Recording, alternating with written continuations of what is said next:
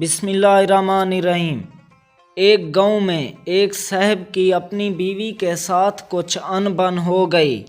ابھی جھگڑا ختم نہیں ہوا تھا کہ اسی اثناء میں ان کا مہمان آ گیا۔ خاوند نے اسے بیٹھک میں بٹھا دیا اور بیوی سے کہا کہ فلاں رشتہ دار مہمان آیا ہے، اس کے لیے کھانا بناؤ۔ وہ غصے میں تھی، کہنے لگی تمہارے لیے کھانا ہے نہ تمہارے مہمان کے لیے۔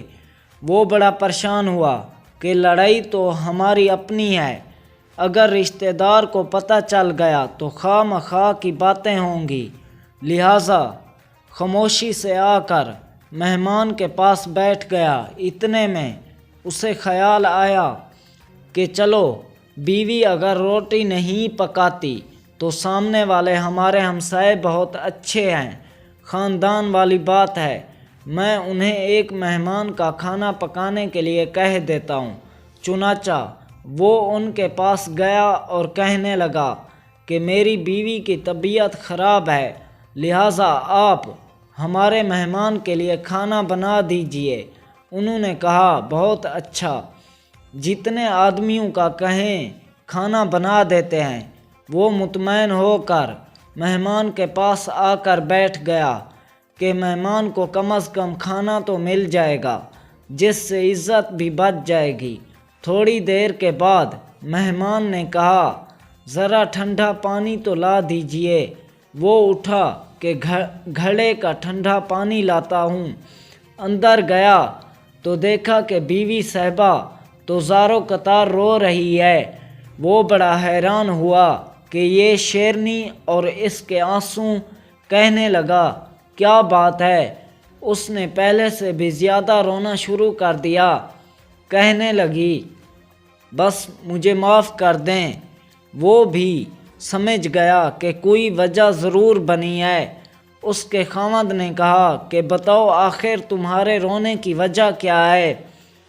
تم ایسے کیوں رو رہی ہو؟ بیوی نے کہا کہ پہلے مجھے معاف کر دیں، پھر میں آپ کو بات سناؤں گی۔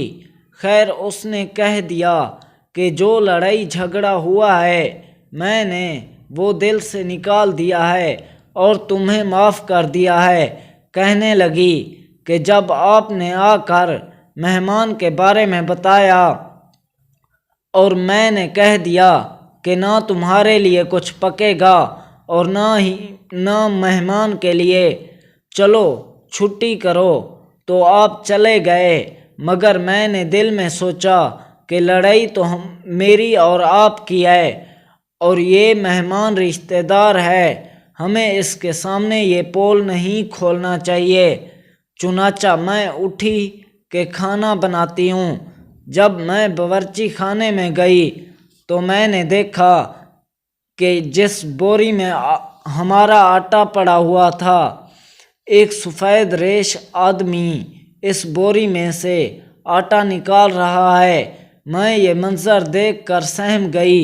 وہ مجھے کہنے لگا اے خاتون، پریشان نہ ہو، یہ تمہارے مہمان کا حصہ ہے جو تمہارے آٹے میں شامل تھا۔ اب چونکہ یہ ہمسائے کے گھر میں پکنا ہے، اس لیے وہی آٹا لینے کے لیے آیا ہوں۔ اس واقعے سے ثابت ہوتا ہے کہ مہمان بعد میں آتا ہے، جبکہ اللہ تعالیٰ اس کا رزق پہلے بھیج دیتا ہے۔ دوستو، اگر ویڈیو اچھی لگے تو ویڈیو کو لائک کر دیں اور چینل کو سبسکرائب کر دیں۔ Thanks for watching.